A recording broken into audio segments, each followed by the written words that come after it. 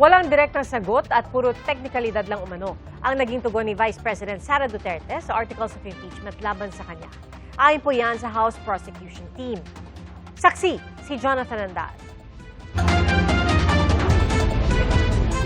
Depektibo at hindi raw akma sa konstitusyon ng articles of impeachment. Ganyan inilirawan ni Vice President Sara Duterte ang impeachment complaint. Kaya ipinababasura niya sa impeachment court ang mga reklamo laban sa kanya. Pero kinontra ito ng House Prosecution Team. Wala doon sa Senate impeachment rules na pwedeng ipabasura ang impeachment. There are no options like dismissal, like remand, like clarification. Wala. Wala po yan sa mga options na ibinigay ng Constitution at ng Senate Rules on Impeachment. Ang option lang po na ibinigay sa atin is trial forthwith. And after trial, dalawa lang ang pwede nitong puntahan. Either conviction or acquittal. Sabi sa Article 11 ng ating saligang batas, mayroong exclusive power ang Kamara na magsimula ng kaso ng impeachment. Kakailanganin din ng boto na hindi bababa sa 1/3 ng mga miyembro ng Kamara para sa magiging articles of impeachment. At sa oras na may articles of impeachment na, dapat magpatuloy agad ang paglilitis ng Senado. Paliwanag din ni UP Constitutional Law Professor Paulo Tamase, ang sinasabi sa saligang batas ay hindi pwedeng ibasura ng Senate Impeachment Court ang impeachment complaint nang walang paglilitis. Hindi pwede mag-decide yung impeachment court to dismiss the case. No? If you look at the text of the Constitution, what it says is trial.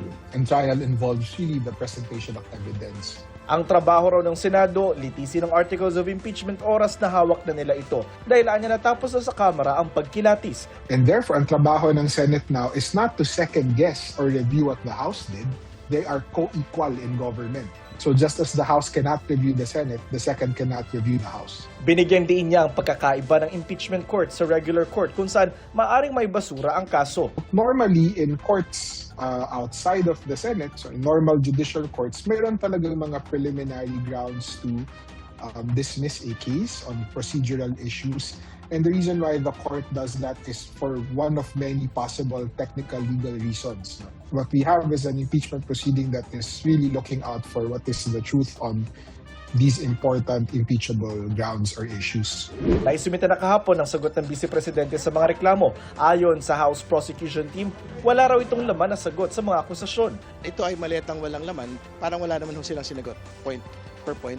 We were anticipating na finally makikita na natin yung kasagutan niya dito sa confidential fund, sa bribery, sa unexplained wealth, and even in threat. But apparently, ang laman ng sagot niya are constitutional issues again. I don't know if this is part of their legal strategy that up to this time, wala pa rin tayong nakikitang direktang sagot sa mga allegation of offenses. No?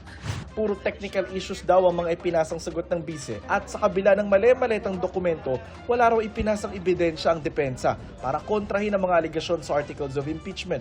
Sa July 6 ang simula ng trial ng Vice Presidente at umaasa ang prosekusyon na hindi naaabot sa trial ang gulo ngayon sa Senado. Sana walang spillover dito sa impeachment trial. No? I hope they will be reminded that this is one of our constitutional duties to the sovereign Filipino people.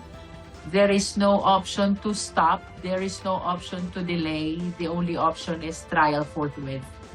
Itinanggi naman ni Luis Tro ang mga paratang na depensa na nag-fishing expedition ng mga kongresista at nag-trial sila sa House Justice Committee, bagay na dapat sa Senado lang pwedeng gawin.